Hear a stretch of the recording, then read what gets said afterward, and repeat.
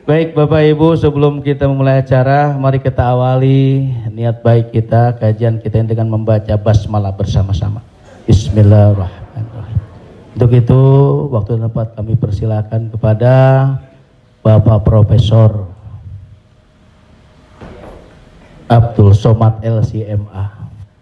Waktu dan tempat kami persilakan. Shallu ala Muhammad.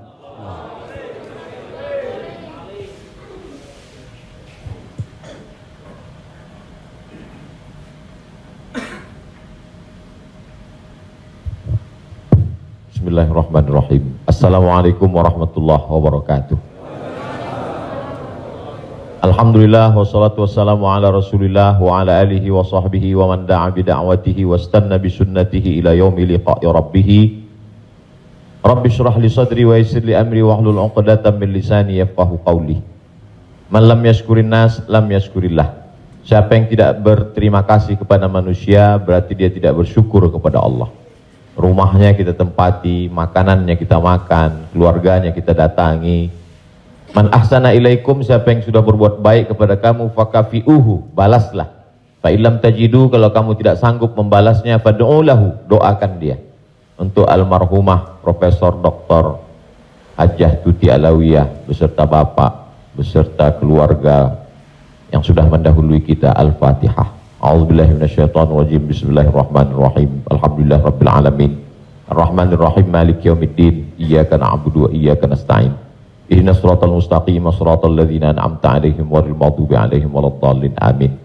Allahumma ja'al quburahum rawdatan min riyadil jinan. Jadikan kubur mereka salah satu dari taman-taman surgamu ya Allah.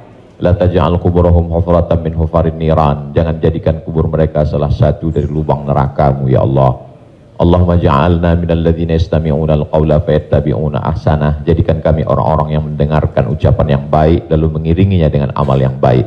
Wajma'na ma'ahum mal habibil mustafa fi jannatikal ula. Satukan kami dalam surga Jannatul Firdaus bersama mereka, bersama Nabi Muhammad sallallahu alaihi wasallam. Walhamdulillahirabbil alamin. Saya menyampaikan tausiah di banyak tempat. Tapi rasanya di antara semua itu malam inilah yang paling istimewa.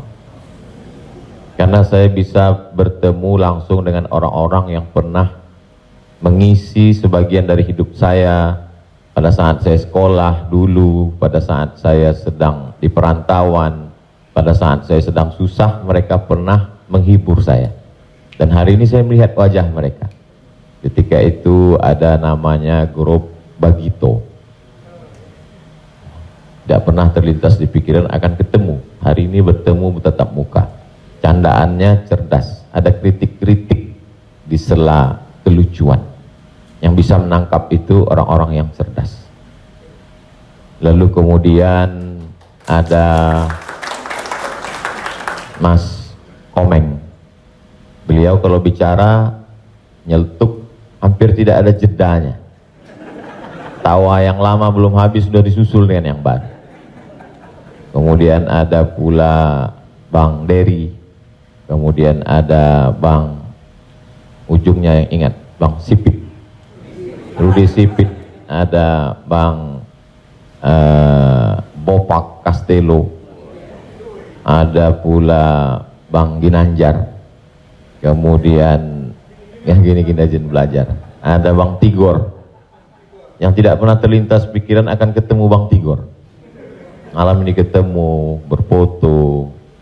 Tapi di antara semua, yang paling banyak dosa saya, kalau saya lihat di TV saya matikan, itu Bang yang pakai topi tajam. Beliau berhasil membangkitkan emosi saya. Hari ini saya diberikan kesempatan oleh Prof, oleh keluarga untuk, sebetulnya saya dipertemukan untuk meminta maaf pada beliau. Beliau berhasil memainkan peran yang luar biasa. Bang Taufik, Safalas, dan lain-lain yang tak dapat saya sebutkan satu persatu. Hah?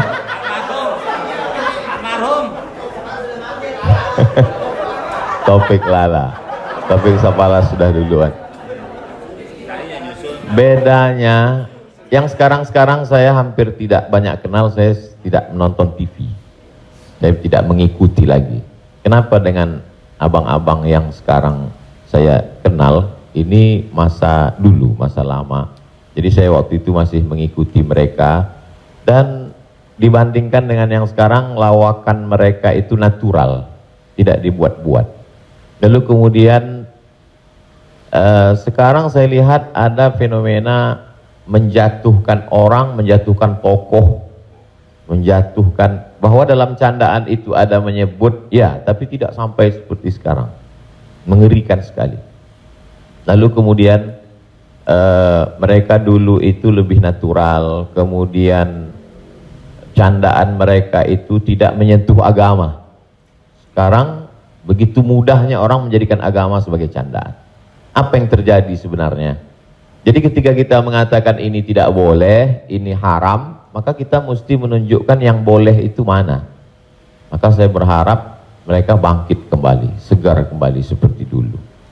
Mudah-mudahan energi positif ketika mereka berkumpul, ketika mereka hijrah, mereka tidak meninggalkan dunia ini, tapi membuat sentuhan baru. Kalau sahabat-sahabat dengan Mas Ari Untung ada musyawarah, maka ada kajian majelis pengajian pelawak, maka supaya pertemuan itu lebih bermakna, mungkin membuat rumah tahfiz Quran, kemudian ada di sana dikelola, meniru apa yang dilakukan oleh almarhumah Profesor. Hari ini beliau sudah tidak ada di tengah kita, tapi pahalanya tetap mengalir. Itu langkah-langkah itu bisa kita ikuti. Bisa minta saran-saran dari keluarga besar almarhumah, ada profesor, ada anak-anak beliau yang punya pengalaman luar biasa untuk menata itu ke depan. Sehingga kita berharap mudah-mudahan 2-3 tahun ke depan atau setahun ke depan kita buat pertemuan di rumah tahfiz yang digagas oleh sahabat-sahabat Paski, insyaallah.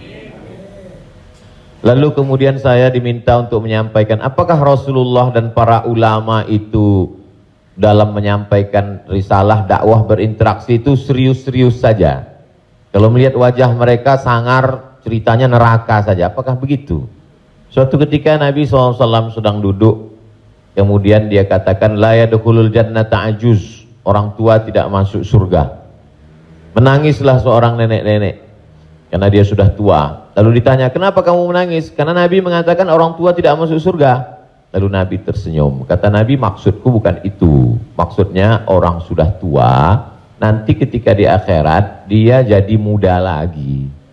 Bukan orang tua tidak masuk surga. Karena itu Nabi tersenyum. Nabi jelaskan, maksudnya orang yang sudah tua umur 70, 80, ketika dia meninggal nanti dia muda lagi, karena penghuni surga itu umurnya 30, 31, 32, 33, usia yang dapat menikmati keindahan surga.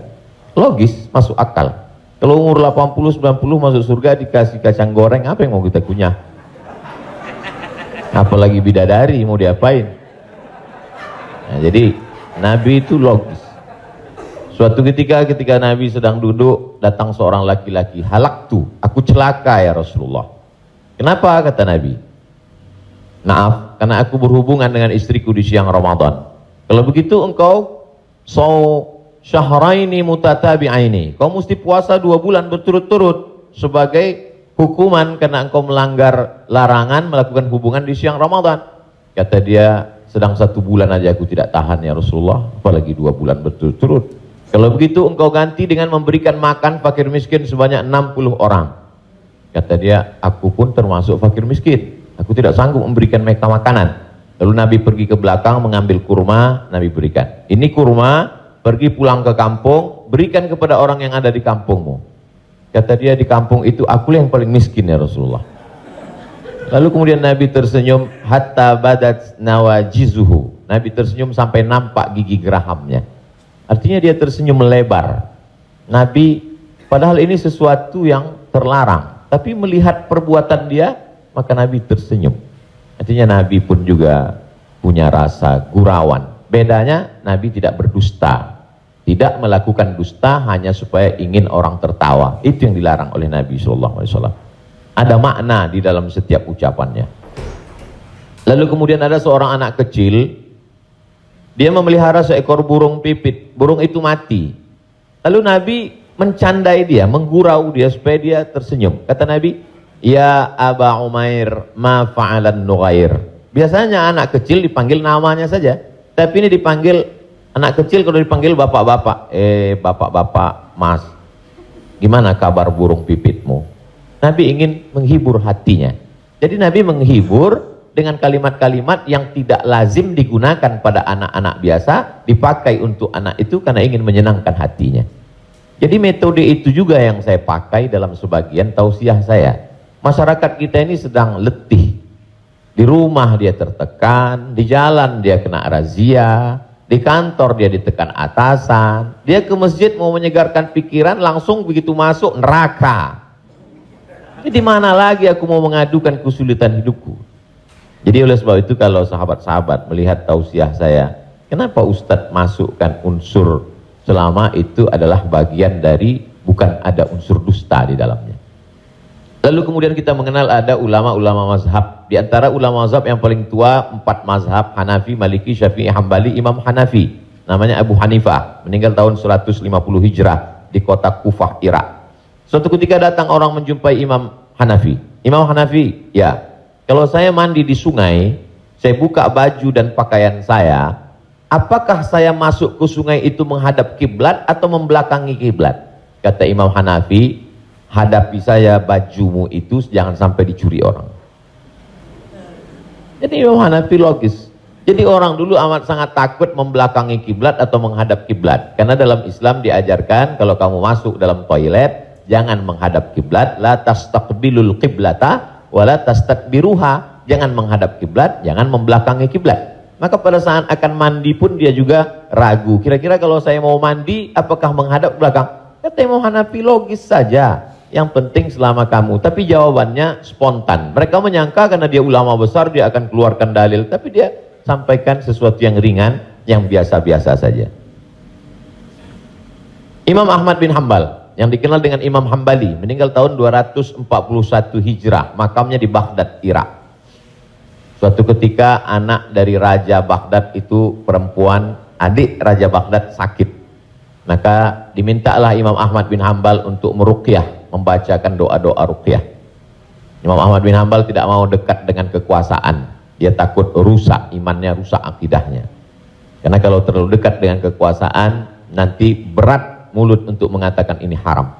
Maka ketika datang mereka meminta Imam Ahmad bin Hambal untuk meruqyah, Imam Ahmad bin Hambal hanya memerintahkan muridnya untuk pergi ke toilet mengambil terompah kayu.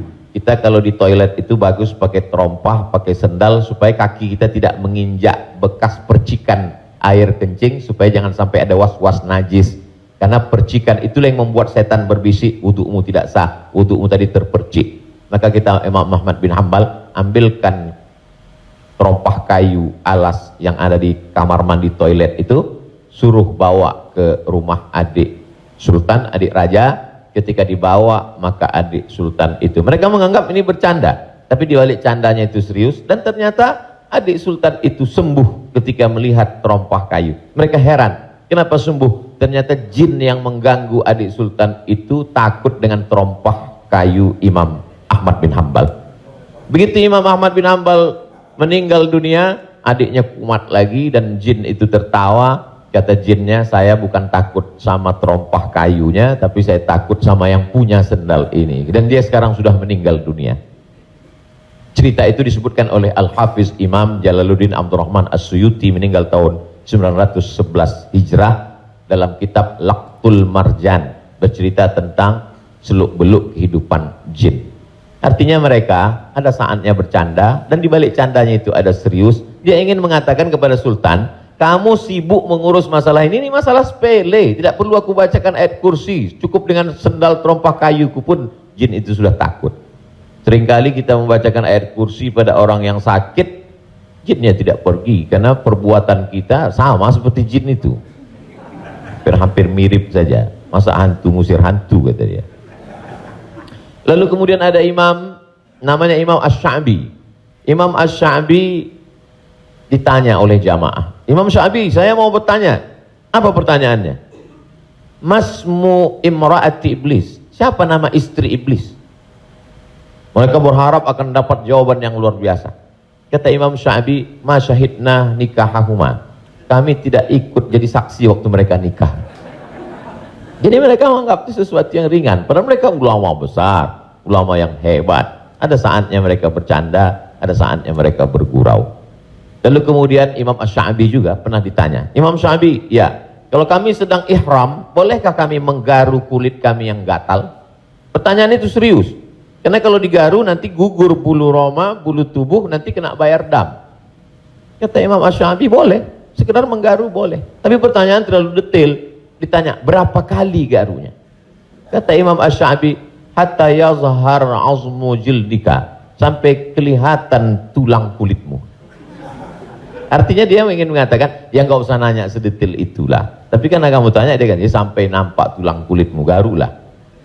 Lalu kemudian ulama-ulama yang modern zaman, selalu orang menganggap orang yang tamat dari Saudi Arabia, Timur Tengah itu bawaannya hanya serius aja, cerita halal haram, surga neraka. Tapi kalau kita baca ulama-ulama Saudi Arabia itu tidak seserius itu. Ada ulama besar namanya Syekh Ibnu Utsaimin. Ibnu Utsaimin dengan Syekh Abdul Aziz Ibnu Baz. Suatu ketika Syekh Ibnu Utsaimin pergi ke Makkah Al-Mukarramah, lalu dia sholat di Masjidil Haram. Ulama-ulama di sana itu orangnya rendah hati, tawadu. Ketika keluar dia dari masjid, dia naik taksi. Ketika dia naik taksi, supir itu nanya, Mas Muka, nama kamu siapa? Kata dia, Ana Muhammad ibnu Utsaimin. Saya Muhammad bin Utsaimin. Bertaksinya nggak percaya. Masa iya ulama besar selevel Syekh Ibnu Utsaimin naik taksi saya? Kata dia. Terus Syekh Ibnu Utsaimin nanya, kamu siapa? Supir taksi itu bergurau ingin ngejek dia. Syekh Ibnu Utsaimin punya sahabat dekat, mufti Saudi Arabia, namanya Syekh Abdul Aziz Ibnu Baz, Syekh bin Baz. Kamu siapa? Kata supir taksi itu, Ana bin Baz. Kata Syekh Ibnu Utsaimin, tidak mungkin bin Baz bisa nyupir taksi karena Syekh bin Baz tunanetra. Artinya dia tidak marah, dia tidak mengamuk, dia mengajak supir taksi untuk berpikir, kamu kalau bohong ya mikir dulu. Maka kamu katakan kamu bin Baz, Syekh bin Baz kan tidak bisa melihat, mohon maaf. Kenapa kamu bicara seperti ini? Akhirnya tidak berapa lama dia baru tahu ternyata itu memang betul-betul Syekh Ibnu Utsaimin. Dia minta maaf, dia berkata bahwa tadi saya tidak benar. Bahwa dengan kelembutan orang menjadi sadar. Bahwa dengan gurauan dibalas dengan gurauan yang logis, yang masuk akal, yang cerdas, orang menjadi sadar akan kekeliruan kesalahannya. Ketika Syekh Ibnu Utsaimin sedang mengajar fikih nikah, tentang kapan laki-laki boleh membatalkan pernikahan. Syekh, saya mau tanya, ya, kalau saya menikah